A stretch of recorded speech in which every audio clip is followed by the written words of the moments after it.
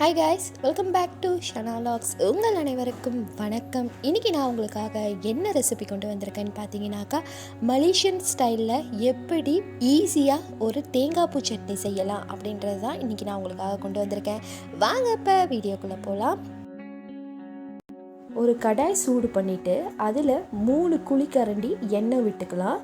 அந்த எண்ணெய் நல்லா சூடானதுக்கு அப்புறமா நான் 2 பெரிய வெங்காயம் வெட்டி வச்சுருக்கேன். அந்த வெங்காயத்தை இதில் ஆட் பண்ணிக்கலாம். வெங்காயம் ஆட் பண்ணிவிட்டு ஒரு 2 நிமிஷம் நல்லா மிக்ஸ் பண்ணி விட்டுக்குவோம். 2 நிமிஷம் நல்லா மிக்ஸ் பண்ணி விட்டதுக்கப்புறமா இதில் இப்போது உப்பு சேர்த்துக்கலாம்.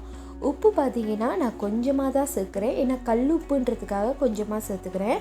இப்போது இதை எல்லாத்தையும் நல்லா மிக்ஸ் பண்ணிவிட்டு ஒரு 5 நிமிஷம் வேக வச்சிடலாம். வெங்காயம் கண்ணாடி பதத்துக்கு வரணும். இப்போ பார்த்திங்கன்னா வெங்காயம் கண்ணாடி பதத்துக்கு வந்துருச்சு பாருங்கள். இந்த மாதிரி தான் இருக்கணும். இதை இப்போது நல்லா மிக்ஸ் பண்ணி விட்டதுக்கப்புறமா இஞ்சி பூண்டு இதில் ஆட் பண்ணிக்கலாம். நான் ஒரு 7 பல்லு பூண்டு, அப்புறமா நல்லா ஒரு பெரிய துண்டு இஞ்சி எடுத்து கட் பண்ணி வச்சுருக்கேன். அதை தான் இப்போது ஆட் பண்ணிக்கிட்டேன். இது ரெண்டையும் ஆட் பண்ணிவிட்டு நல்லா மிக்ஸ் பண்ணிவிட்டு அதுக்கப்புறமா ஒரு 5 நிமிஷம் வேக விட்டுருவோம்.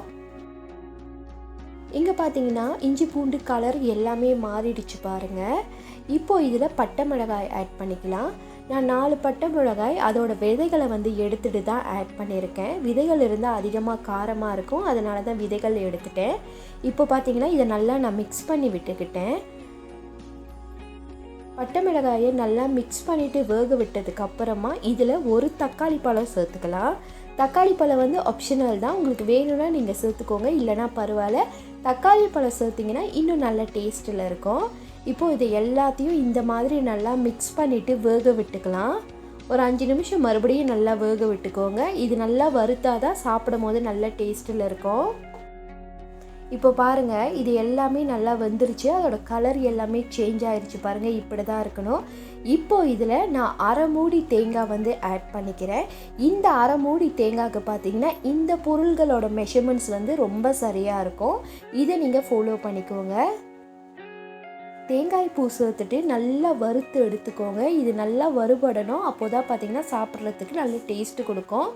இது நல்லா வறுத்து எடுத்ததுக்கு அப்புறமா நாம் இப்போ இதை ஆற வச்சுக்கலாம். இப்போ இங்கே பாருங்கள், நான் நல்லா வறுத்துக்கிட்டு அதோட கலர் பாருங்கள் எந்த லெவலுக்கு சேஞ்ச் ஆயிடுச்சுன்னு.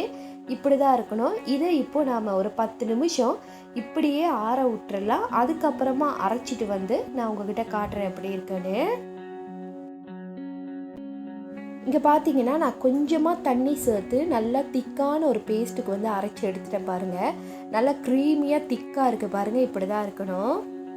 அடுத்ததாக இதுக்கு தாளிப்பு செஞ்சுக்கலாம். ஒரு கடாய் சூடு பண்ணி அதில் எண்ணெய் கொஞ்சமாக விட்டுட்டு நான் 5 ஸ்ட்ரிங் கருவேப்பிலையும் 2 டீஸ்பூன் கடுகு தாளிப்பு சேர்த்துருக்கேன். இது எல்லாமே நல்லா கலர் சேஞ்ச் ஆகி அதோட வாசம் வெளியே வர வரைக்கும் நம்ம நல்லா வறுத்து எடுத்துக்கலாம். அப்போது தான் டேஸ்ட்டாக இருக்கும். இப்போது இது நல்லா வறுபட்டுருச்சு. இது நம்ம இந்த அரைச்சி வச்சுருக்கிற சட்னியில் நம்ம சேர்த்துக்கலாம். இப்போ பார்த்தீங்கன்னா சூப்பராக நம்மளோட சட்னி ரெடி ஆகிடுது. இது நீங்கள் சாதத்தில் கூட வச்சு சாப்பிடலாம். நான் பார்த்தீங்கன்னாக்கா இதை லெமன் சாதத்தோடு தான் வச்சு சாப்பிட்டேன். ரொம்ப ரொம்ப சூப்பரான டேஸ்ட்டில் இருந்தது. நீங்களும் இந்த மாதிரி செஞ்சு சாதத்தோடு வச்சு சாப்பிட்டு பாருங்கள், சூப்பராக இருக்கும்.